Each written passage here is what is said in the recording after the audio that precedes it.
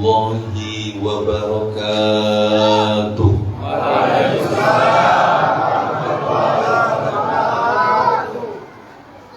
Alhamdulillahillazi an'ama alaina biizhari sayyidil bashar wa qaddara lailata wiladatihi alaihi salatu wassalam faqad anwaruhun najma wal qamar.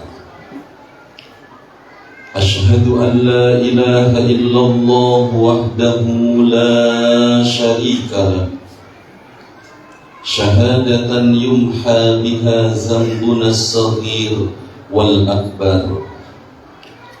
Wa ashhadu anna sayyidana wa nabiyyana Muhammadan abduhu wa rasuluh, sahibul mu'jizat allati biquliz zaman zikruha yunshar. Allahumma fasalli wa sallim wa barik ala sayyidina Muhammadin wa ala alihi wa ashabihi salatan wa salaman daimaini mutalazimaini ila yaumil mahsyar, amma ba'du. Allahumma la ilma lana illa ma 'allamtana innaka antal alimul hakim. Allahumma akhrijna min dhulumatil jahli wal wahmi ila anwaril ma'rifati wal ilmi. Allahumma allimna ma yanfa'una wanfa'na bima 'allamtana wa zidna ilma waj'alna mimman yastami'una al-qawla fayattabi'una ahsanah wa adkhilna bi rahmatika fi ibadika as-salihin. Amin ya rabbal alamin. Yang sama-sama kita muliakan guru-guru kita yang hadir di majlis maulid Nabi ini, yang sebenarnya lebih layak dan pantas menyampaikan tausiah dibandingkan saya. Banyak yang hadir, di antaranya Al-Mukarram Kiai Haji Dr. Hasan Sohibi MA, Al-Mukarram Kiai Haji Maqbulah, Kiai Haji Ahmad Sanusi, Kiai Haji Fuadi, Ustaz Ali Rojali, Ustaz Haji Shihabuddin, Kiai Haji Ahmad Sakiri, Ustaz Muhyiddin, Ustaz Ayyub, saudara saya Al-Mukarram Bapak Haji Rashid Ahmad, Haji Endang Sofian, Ustaz Sofian Ali, masih banyak guru-guru kita yang lain. Kita doakan mudah-mudahan semua guru-guru kita sehat walafiat, panjang umur, keluarga beliau dijadikan menjadi keluarga yang sakinah mawaddah warahmah, anak keturunan dijadikan generasi yang solihin dan solihah, hidupnya berkah. Yang mengaminkan doa tadi mudah-mudahan dapat doa yang sama, pulang dari sini dapat barokah.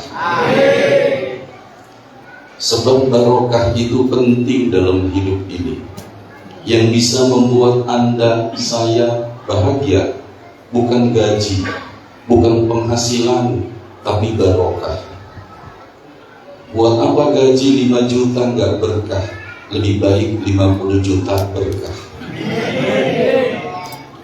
Oleh sebab itu, malam hari ini rasanya tidak ada ucapan yang pantas kita ucapkan selain ucapan Alhamdulillahirabbil alamin. Allah sengaja pilih saya, pilih kita semua untuk datang ke sini untuk membuktikan cinta kita kepada Rasulullah. Saya yakin kita yang hadir malam ini adalah orang-orang yang memiliki rasa rindu dan kangen dengan Rasulullah.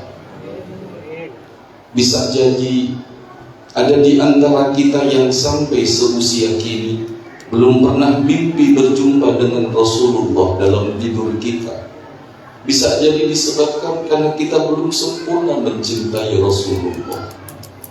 Tapi mudah-mudahan berkat maulid ini, jika masih ada rasa rindu dan kangen kita dengan baginda Rasul, kita berharap satu saat Allah undang kita untuk berziarah kepada Rasulullah. Sampai di makam Rasulullah, kita akan berdiri atau bisa jadi sambil berjalan, kemudian kita menyampaikan sholawat dan salam secara langsung kepada baginda Rasul. Assalamu alayka ya Rasulullah, Assalamu alayka ya Habiballah, Assalamu alayka ya Safwatullah, Assalamu alayka ya Nurullah, Assalamu alayka ya khataman nabiyyin wal mursalin, Assalamu alayka ayyuhan nabiyyu wa rahmatullah wa barakatuh. Mudah-mudahan yang hadir di acara maulid ini tidak ada di antara kita kecuali semuanya diundang nanti untuk berziarah kepada Rasulullah. Karena Rasul sendiri yang mengatakan, man ahya sunnati man zarani ba'da wafati faka'annama zarani fi hayati. Siapa yang berziarah kepadaku setelah aku meninggal, itu sama dengan halnya dia datang kepadaku saat aku masih hidup. Bisa atau tidak? Bisa. Ada sebuah kitab yang berjudul Hilyatul Awliya wa Tabaqatul Asfiya yang dikarang oleh Imam Abu Nuaim, jilid 4 dari 12 jilid. Di situ diceritakan tentang seseorang yang pernah berbuat maksiat 200 tahun. Tidak tanggung-tanggung maksiatnya 200 tahun karena hidup di zaman Bani Israel. Wa kana fi Bani Israil rajulun asallaha mi'atai sanah thumma mata. Pernah ada seseorang yang hidup di zaman Bani Israil yang maksiatnya 200 tahun.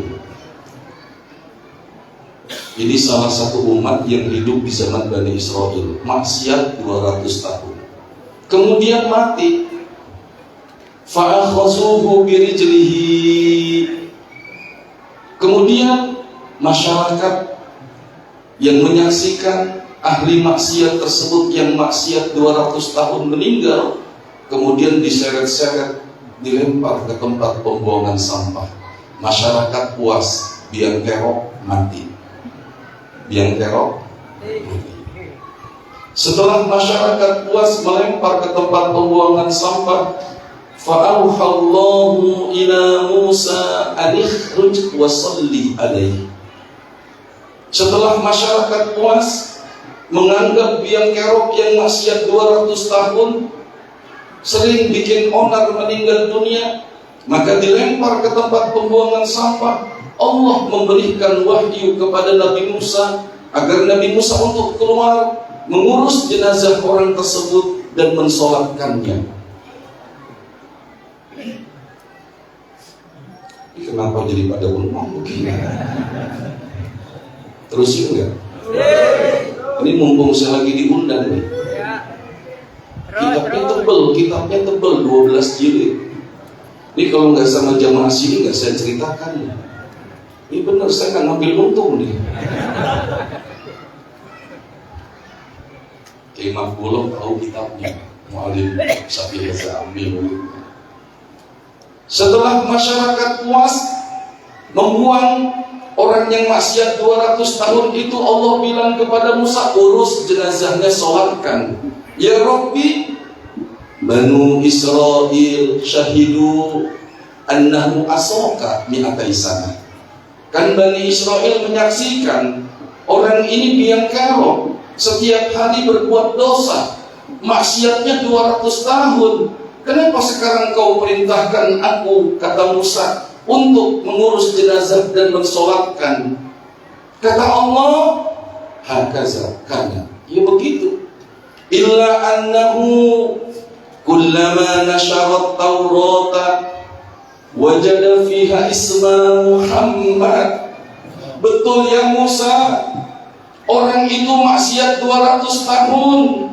Kenapa sekarang aku perintahkan engkau urus jenazah dan sholatkan? Betul masyarakat tahu dia berbuat maksiat, tapi orang ini pernah membuka Taurat.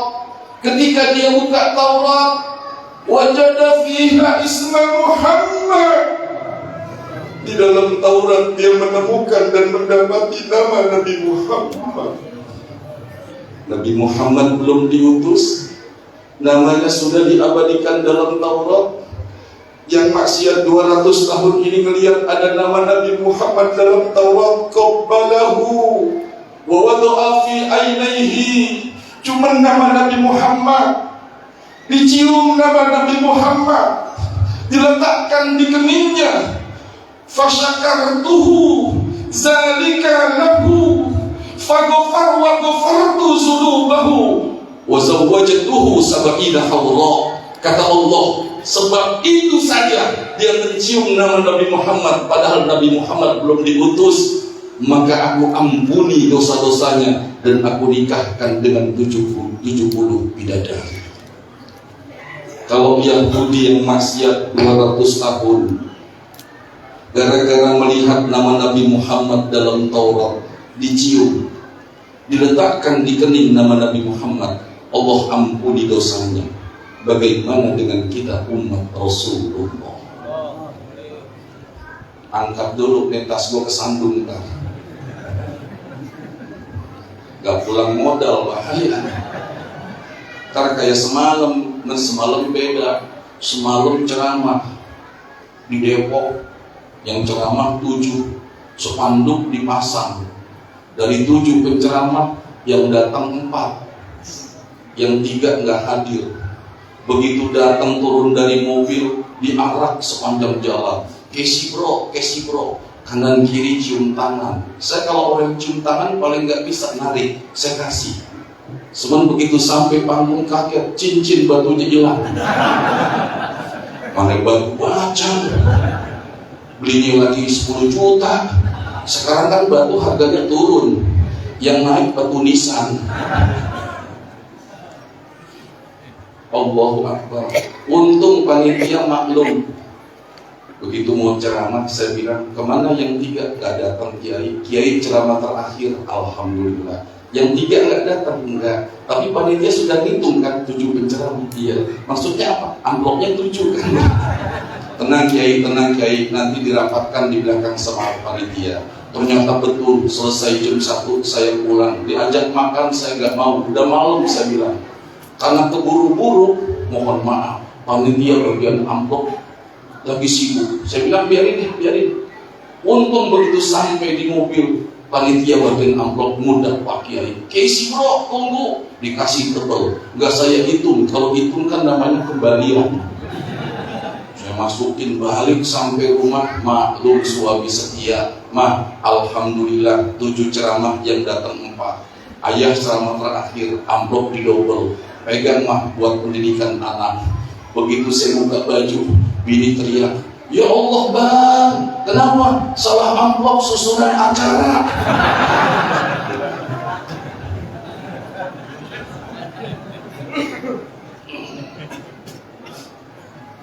Terus ya. Makanya malam hari ini kita berkumpul Bapak Ibu. Saya senang nih ngeliat sepanjang jalan kanan kiri Haji Rashid Ahmad penuh ini umat Muhammad. Saya yakin Anda yang datang tidak akan sia-sia. Kenapa tidak akan sia-sia? Jangankan kita. Al-Hafiz Syamsuddin Muhammad bin Nasiruddin Ad-Dimashqi itu menceritakan tentang Abu Lahab. Abu Lahab ini kan udah kafir kebangetan, betul nggak? Abu Lahab itu sudah kafir, itu kebangetan sama Nabi. Nggak senengnya sama Nabi bukan main. Tapi mohon maaf, Abu Lahab yang sudah jelas Allah Subhanahu wa ta'ala firmankan dalam surah Al-Masad. Surahnya namanya Al-Masad. Itu sering bingung surah apa namanya. Tabbat yada abi lahabin ma aghna anhu maluhu sayasla naran zata lahabin wa imra'atuhu hammalatal hatab fi jidha. Udah jelas tuh kafir. Tapi ternyata dalam hadis riwayat Imam Bukhari, Abu Lahab yang kafir. Padahal kalau kafir mah kita tahu, innal ladzina kafaru wa matu wa hum kuffar falan yuqbala min ahadihim mil'ul ardi zahaban wa law iftada bih ulaika lahum azabun alim wa ma lahum min nasirin.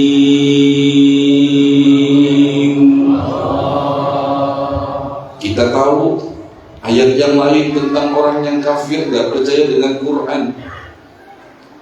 Innal ladzina kafaru bi ayatina sawfa nuslihim nara kullama nadijat juluduhum baddalnahum juludan ghayraha liyazuqul 'adzab. Tahu kita ayatnya, itu sisa orang kafir. Begitu juga Abu Lahab kafir. Tapi ternyata ada hadis sahih. Ini supaya dengar orang-orang yang sering menuduh kita melakukan perbuatan bid'ah. Hadisnya sahih. Abu Lahab kafir, tapi setiap hari Senin siksanya diringankan oleh Allah. Betul kafir disiksa Abu Lahab, tapi setiap datang hari Senin siksa Abu Lahab diringankan. Makanya kata Syekh Syamsuddin Ad-Dimashqi Al-Hafiz, idza kana hadza kafirun jaa zambuhu wa tabbat yadahu fil jahim mukhallada ata annahu fi yawmin ithnain daima yukhaffafu anhu lis-sururi bi ahmada famazzannu bil abdi alladhi 'asha umrahu bi ahmada masrura wa mata muwahhida. Kalau Abu Lahab saja yang kafir, kalau Abu Lahab aja yang kafir, ibu bapak pernah gembira sekali. Abu Lahab kafir, tapi pernah bergembira satu kali saat Nabi lahir. Saking gembiranya, budaknya dibebaskan. Kalau Abu Lahab saja yang kafir, pernah gembira satu kali, gembiranya satu kali, setiap hari Senin siksanya diringankan. Bagaimana dengan kita umatnya Rasulullah yang sekian datang bulan Rabiul Awal kita bergembira, bahkan di bulan Rabiul Awal saking gembiranya berkali-kali kita menghadiri Maulid Rasulullah. Ini enaknya kayak begitu, pasti tidak akan sia-sia. Jangankan cinta sama Nabi, ini kan kita cinta sama Nabi nih, cinta gak? Cinta gak? Ntar pulang kalau nggak ada kembuli gimana?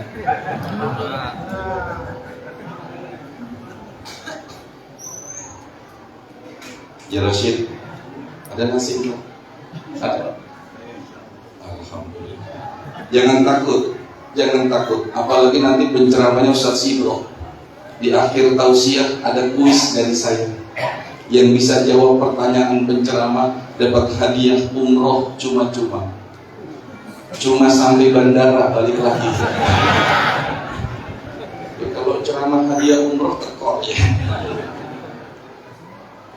Ini saya mau cerita, ada ulama yang bertanya, kenapa anjing disebut-sebut oleh Allah dalam Ashabul Kahfi?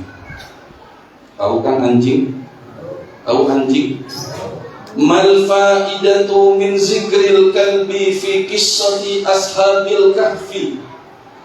Kenapa Allah sampai menuturkan dan menyebutkan anjing bahkan 3 kali? Anjing diulang oleh Allah dalam surah Al-Kahfi ayat 22 sampai 3 kali. Kenapa itu disebut? Annahu yadullu ala anna Suhbatus sholihin azimatul faidah. Itu menunjukkan bahwa bergaul dekat dengan orang soleh manfaatnya banyak.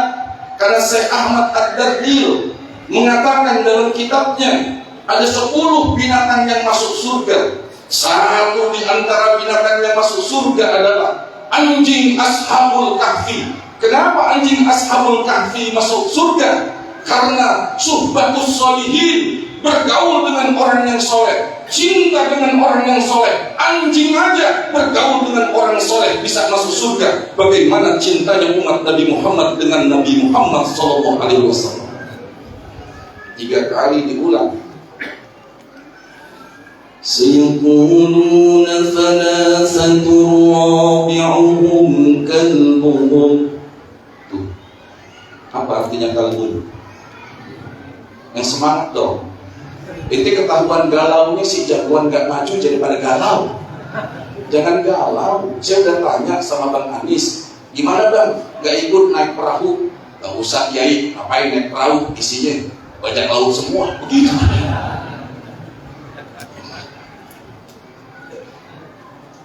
Kalau masalah politik tanya tuh Pak Camat saya dulu. Saya ini mantan politikus. Saya dulu politik doktor, Betawi doktor jarang. Ini beneran nih. Dulu mantan politikus dulu. Kenapa? Karena rumah yang dipakai deklarasi Prabowo rumah paman saya 2014. Paman saya yang punya rumah. Kalau menang Prabowo dikasih rumah. Tuh, Betawi begitu, kasih rumah, hebat dulu. Siapa yang buka deklarasi? Masih ada di YouTube, saya masih malu sekarang. Yang buka deklarasi Prabowo dulu, sekarang sorry ya. Dulu saya yang buka sama Desi Ratnasari.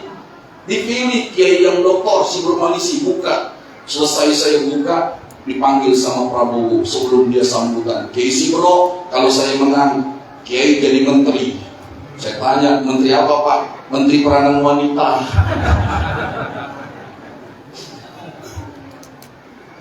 Kenapa anjing diulang 3 kali nih? Anjing.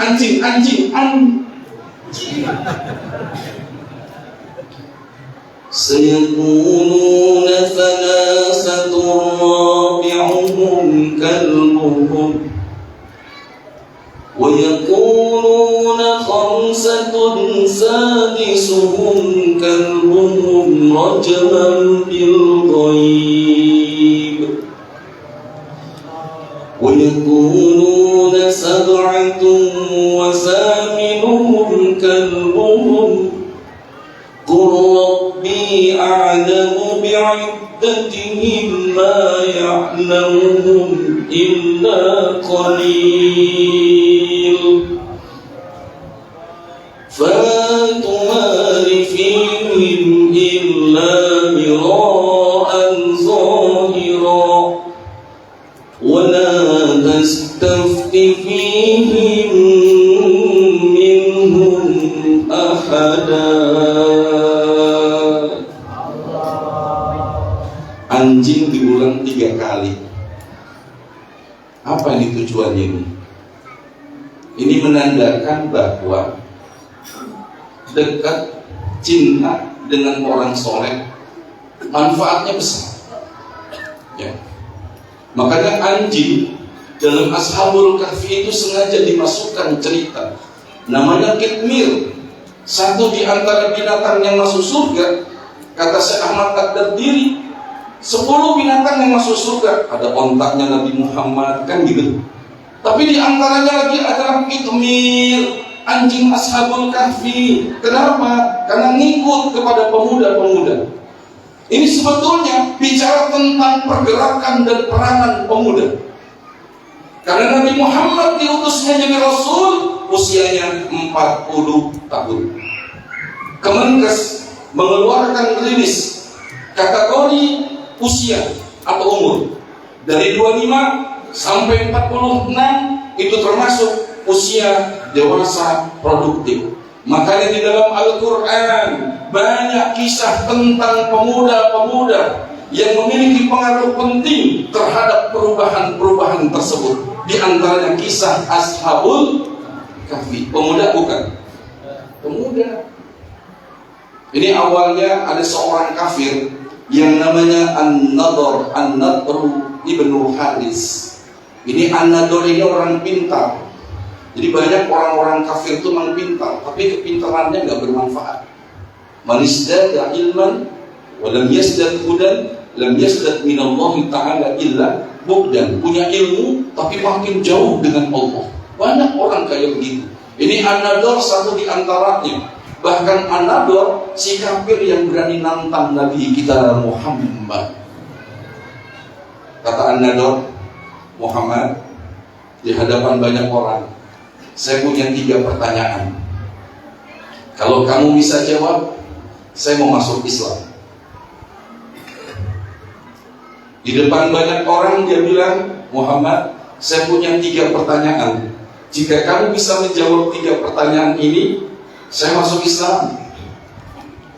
3 pertanyaan yang diajukan An-Nadhr atau An-Nadhr ibnu Haris. Yang pertama, An Ashabil Kahfi.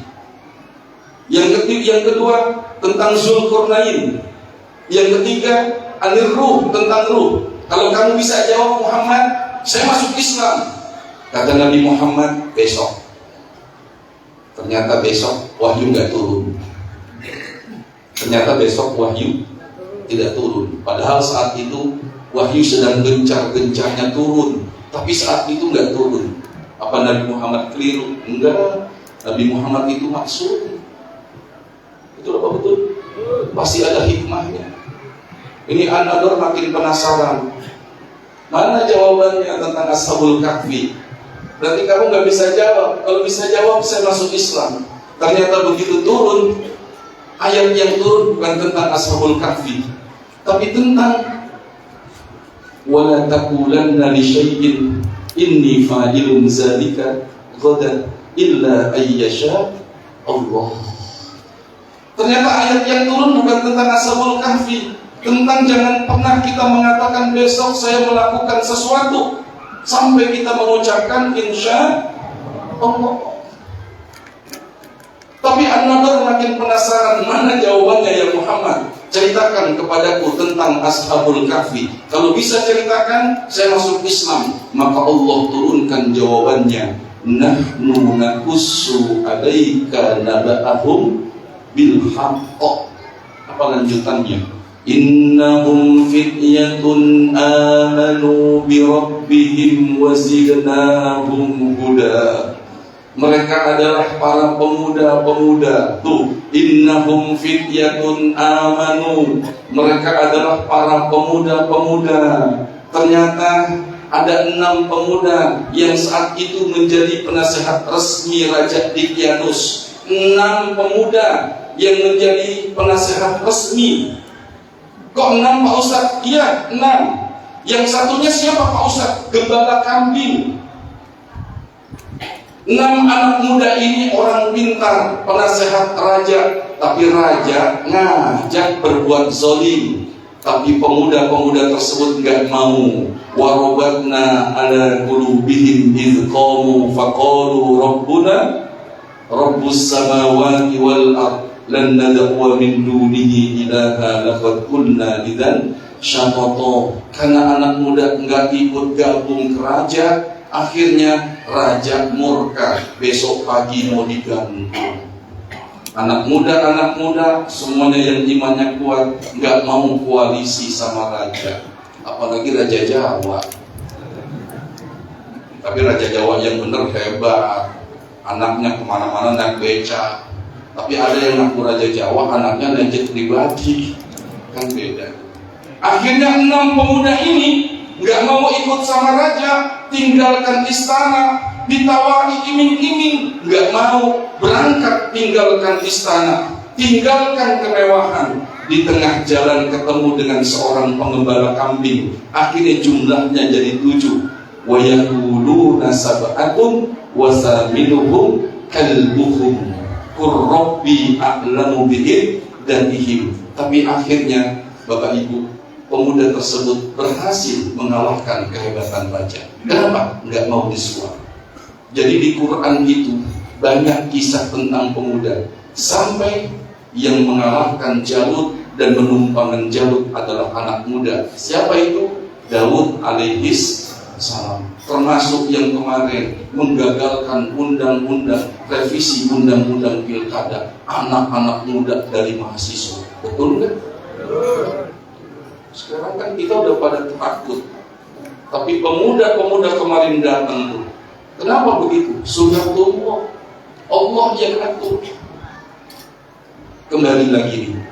Jadi malam hari ini kehadiran kita nggak akan sia-sia. Kenapa tidak akan sia-sia? Karena kita sedang membuktikan cinta kita kepada Rasulullah. Kumpul dari sejak tadi sampai sekarang ini. Kenapa? Jadi kalau bukan karena Rasul nggak mungkin begini. Ini karena Rasulullah. Makanya pernah ada Arab Badui, orang Badui. Dia pintar datang kepada Rasul, Bapak Ibu. Terus tanya kepada Rasulullah tentang kiamat. Ini luar biasa. Dia tanya sama Rasulullah, ya Rasulullah, mata saat. Wahai Rasul, kiamat itu kapan? Tanyanya kiamat. Makanya Rasul balik tanya, ma'adatalah, sudah punya bekal buat kiamat? Sudah punya bekal buat kiamat? Yang ditanya sahabat itu, sudah punya bekal buat kiamat? Tanya tentang kapan kiamat, sudah punya bekal? Apa jawabannya? Ma'adatulah, saya belum punya bekal.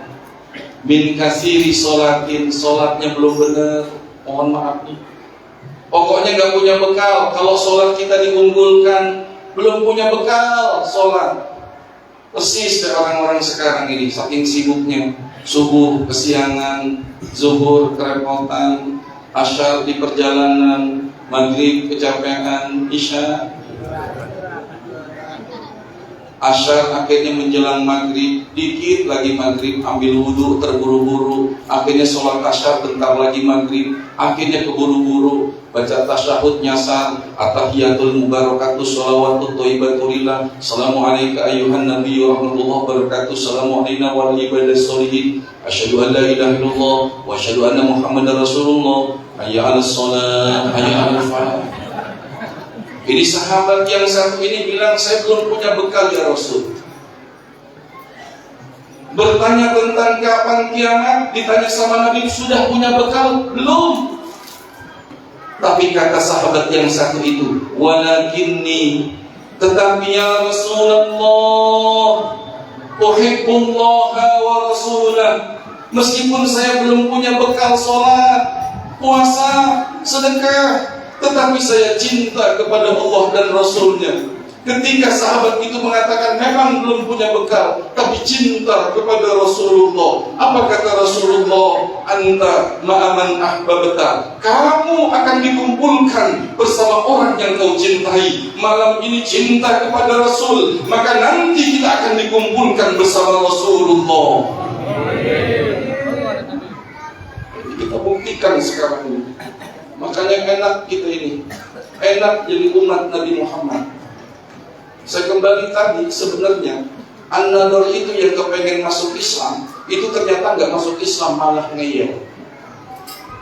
Begitu turun jawaban tadi tentang Ashabul Kahfi, katanya kalau Nabi bisa ceritakan Ashabul Kahfi, dia mau masuk Islam. Ternyata begitu diceritakan tentang Ashabul Kahfi, dia ternyata ngeyel, tetap tidak mau masuk Islam. Bahkan Allah abadikan keinginannya, tantangannya. Apa kata dia? Wa idh qalu Allahumma in kana hadza huwal haqq min indik fa'amtir alaina hijaratan minas sama' aw itina bi'azabin alim. Ini kejadian ini Pak. Ini persis di zaman sekarang. Banyak orang yang tidak percaya dengan Al-Quran, seperti An-Nadhr malah nantang. Mereka mengatakan, jika Al-Quran itu benar, kami yang salah, kata An-Nadhr si kafir. Fa'amtir alaina hijaratan. Ditantang Nabi, coba hujani kami dengan batu dari langit, atau datangkan azab. Ya Muhammad, kalau kamu benar, kami salah, hujani kami dengan batu, datangkan azab. dia minta seperti itu. Apakah saat itu Allah turunkan azab? Padahal orang kafir seperti An-Nadr sudah minta di hadapan Rasulullah. Ternyata Allah turunkan firman-Nya, "Wa ma kana Allahu liyu'azzibahum wa anta fihim, wa ma kana Allahu mu'azzibahum wa hum yastaghfirun." Ini ayat menerangkan tentang keuntungan kita umat Nabi Muhammad. Yang pertama, Allah tidak akan turunkan azab dan musibah kepada kita. Syaratnya selama Nabi masih ada di tengah-tengah kita. Ustaz kan sudah meninggal, tapi tadi kita semua berdiri. Ya Nabi, salam alaika. Nabi sudah tidak ada, tapi tadi kita berdiri. Bahkan di tempat lain kadang-kadang ditambah, ya Rasulullah, jina li ziyarah qasidina nartaji minka syafa'ah inda rabbil alamin. Masih disebut. Itu tandanya selama Nabi Muhammad masih kita sebut-sebut, kita baca sholawat, maka Allah gak akan turunkan azab dan musibah. Ini sekarang kalau Bapak lihat daerah Ancol, itu air sebenarnya sudah lebih tinggi dari daratan. Tapi kenapa air tersebut masih tertahan sekarang? Ada yang tahan. Siapa yang tahan? Allah. Ini masih ada umat Nabi Muhammad. Apalagi Jakarta, subuh-subuh aja kita belum bangun masjid udah pada bersuara, benar nggak? Kalau di Jakarta Selatan, ya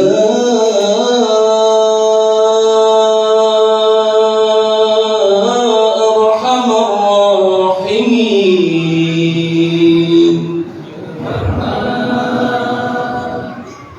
Udah subuh belum?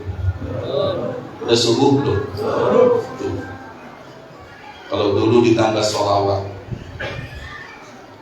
Sallallahu ala Nabi Muhammad khairil bashari khatimir rusul syafi'il anam badrit tamam nuril qamari. Ayo, Sallallahu ala Nabi Muhammad khairil bashari khatimir syafi'il badrin. Cinta Rasul. Salli wa sallim ya Rabbi ala Nabi semua Muhammadin wa alihi wa sahbihi Muhammadin wa alihi, ya kencang, wa sahbihi ajma'ina. Hafal semua ini berarti. Ada satu lagi lagunya tuh. Dalam suci menentukan ku berjuang.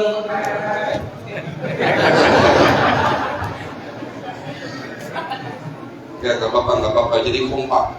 Ini namanya menceramah sama pendengar kompak. Berarti nanti kita bilang sama Haji Syarif, yang bisa Rosid Rahmat, kita ke dapur rekaman. Saya vokalisnya Jamaah Teloret. Ntar kalau CD-nya udah jadi, kita jual di toko-toko besi terdekat. Suara rombeng kayak begini, gimana laku ya? Ya. Kalau nggak ada kayak begitu umat Nabi Muhammad bencana. Bukan hanya di Jakarta, di tempat lain juga kayak begitu. Kalau di sini terhimnya ya Arhamar Rahimin. Kalau daerah-daerah lain beda sebelum subuh. Assalatu wassalamu alaihi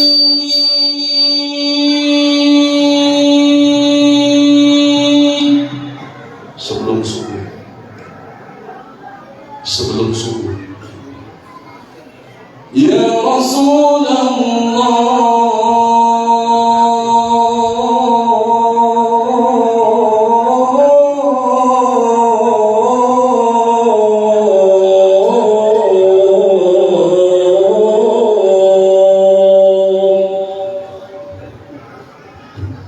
masjid baru dibangun, pengurusnya rajin juga, teriak pagi-pagi, bangun, bangun. Gak apa-apa, yang penting orang pada bangun.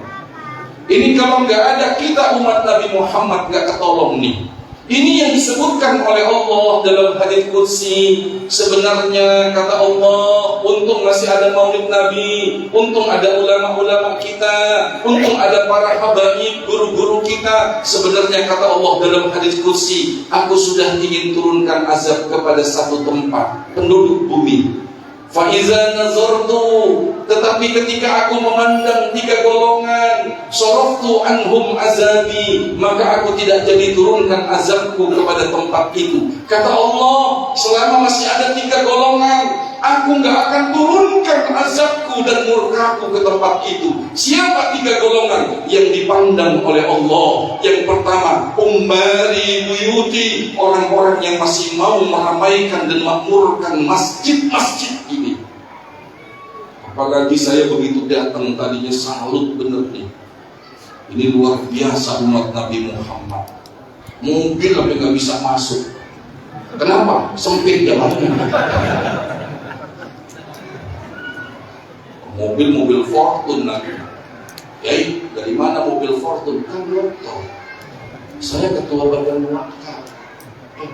Masih menjabat ketua badan wakaf. Digaji pakai digaji, kan ketua badan wakaf DKI, sekretarisnya, wakilnya, kepala bidang eselon 3. Saya sebenarnya nggak mau, karena disuruh, ya akhirnya saya terima. Alhamdulillah, gara-gara begitu anak pada kuliah. Yang pertama sekarang di DPR MPR, Pak Rosid, Bu Betawi, tapi anaknya udah nongol di sono. Yang kedua yang ngurus MRT Jakarta. Yang ketiga mau ngambil spesialis dokter otak. Dokter mau ngambil spesialis. Dari 5, 1 yang dokter tipu Adi. Bini saya bilang, Bang, kenapa nggak 5-5-nya jadi dokter, Bang? Cuma 1. Saya bilang sama bini saya, Ma, dulu ingat nggak tetangga kita anaknya 4. 4-4-nya jadi dokter. Begitu emaknya sakit, 4-4-nya rebutan nyuntik semua, mampus semuanya. Bagi-bagi aja begitu. Kata Allah, masih ada 3 golongan yang aku pandang. Ente ini calon-calon penghuni surga yang dipandang oleh Allah. Ini yang ada di hadapan saya nih, calon-calon penghuni surga yang dipandang Allah. Makanya ada sahabat yang namanya Sya'ban. Ini Sya'ban luar biasa. Begitu dikasih tahu Nabi 3 amal, kalau dikerjakan dosa kita diampuni, pangkat derajat diangkat. Kenapa orang hina kita gak punya pangkat dan kedudukan di mata Allah? Amal apa yang apabila kita kerjakan dosa kita diampuni? Yang pertama, coba sempurnakan wudhu. Ngajinya di bab fikih makin makbul. Bab fikih, ada yang menyapu, ada yang membasuh. Kalau membasuh, usahakan pakai kedua tangan, karena ada sunnah yang namanya dalkun, digosok-gosok. Itu sunnah wudhu, gosok pakai tangan. Tapi lempengan kita kaki, ternyata kita nggak pakai tangan, keran nyala, goyang-goyang. Emang siksa, tapi dibiarin sunnah. Yang pertama nih, sempurnakan wudhu, banyak berangkat ke masjid, nantikan datangnya sholat. Sya'ban ini pinter, selalu datang nomor 1 di masjid, persis kayak bapak-bapak di sini. Masya Allah.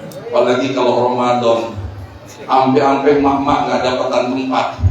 Di kampung saya Ramadan malam kedua ada penampakan aneh. Ibu-ibu belum datang, sajadahnya datang duluan. Gatuk banget tuh ya. Akhirnya Sya'ban datang. Hebatnya Sya'ban Pak, persis kayak bapak nih, ngambil posisi bagian kanan imam. Kalau datang ke masjid, ambil bagian kanan.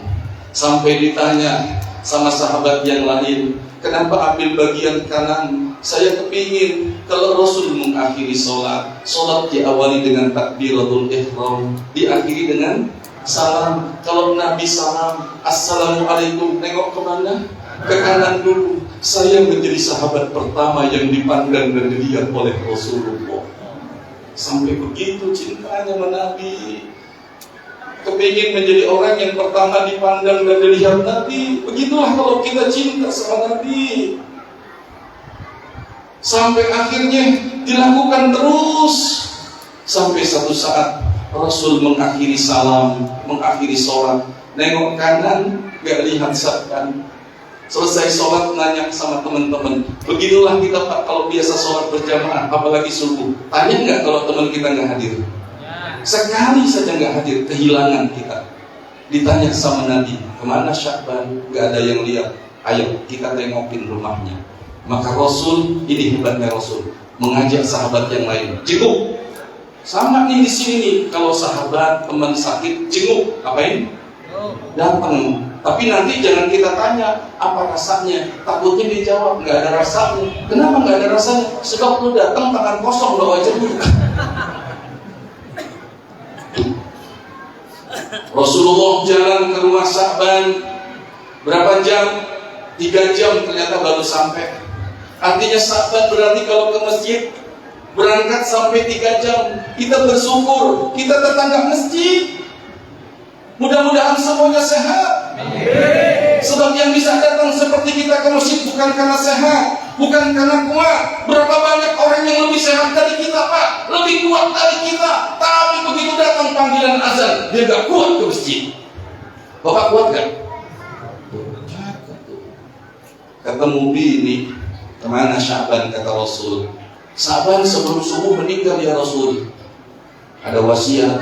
Tidak ada ya Rasul. Tapi belum meninggal dunia Sya'ban teriak 3 kali. Sebelum meninggal Sya'ban teriak 3 kali. Terus nggak? Kayaknya kurang semangat ya. Terus nggak? Kalau terus saya nggak marah dianggap kayak taksi. Sebab kalau taksi terus argonya juga jalan. Ada wasiat? Tidak ada ya Rasul. Tapi sebelum meninggal dunia ya Rasul, Sya'ban teriak 3 kali. Apa yang diucapkan? Yang pertama, ya Allah, kenapa tidak lebih jauh? Yang kedua, ya Allah, kenapa tidak yang lebih baik? Kenapa tidak yang baru? Yang ketiga, aduh, kenapa enggak semuanya? Apa maksudnya ya Rasul? Rasul jawab, laqad kunta fi ghaflatin min hadza fakashafna anka ghita'ak fabasaruka al-yawma hadid. Ayat yang dibaca sama Nabi, ayat tentang sakaratul maut. Sya'ban ketika sakaratul maut, kata Nabi, melihat pahala berangkat ke masjid nih kita nih. Dikasih lihat pahala berangkat ke masjid, maka Sya'ban teriak, ya Allah, kenapa tidak lebih jauh? Padahal dia berangkat 3 jam perjalanan. Dikasih lihat pahala berangkat ke masjid. Yang kedua, ya Rasul, kenapa dia teriak? Kenapa tidak yang baru saja? Sya'ban ke masjid pakai 2 baju. Baju yang dalam yang cakep, karena nanti musim dingin. Bajunya didobel. Nanti sampai di masjid baju yang di luar, yang kena hujan, kena kotoran dibuka, yang dipakai yang di dalam. Ketika dia berangkat ke masjid, ada orang yang lagi kedinginan, butuh bantuan. Islam melihat begitu nggak boleh tinggal diam, dibuka bajunya. Yang di mana yang dibuka? Yang di luar. Yang bagus nggak dibuka karena di dalam dikasih lihat pahala menolong orang. Dia teriak, ya Allah, kenapa tidak yang baru yang saya kasih?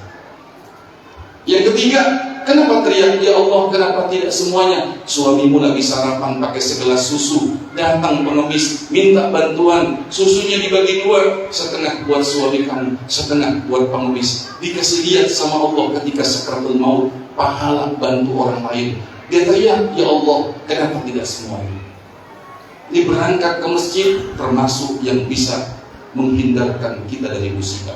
Makanya yang pertama, Allah tidak turunkan azab selama yang pertama, selama masih ada orang makmurkan masjid seperti kita. Yang kedua, wal mutahabbina fiyya, masih mau menolong, sayang menyayangi.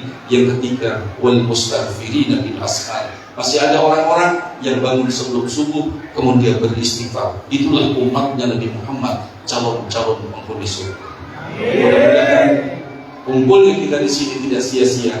Kalau Abu Lahab saja siksanya diringankan setiap hari Senin karena pernah gembira 1 kali.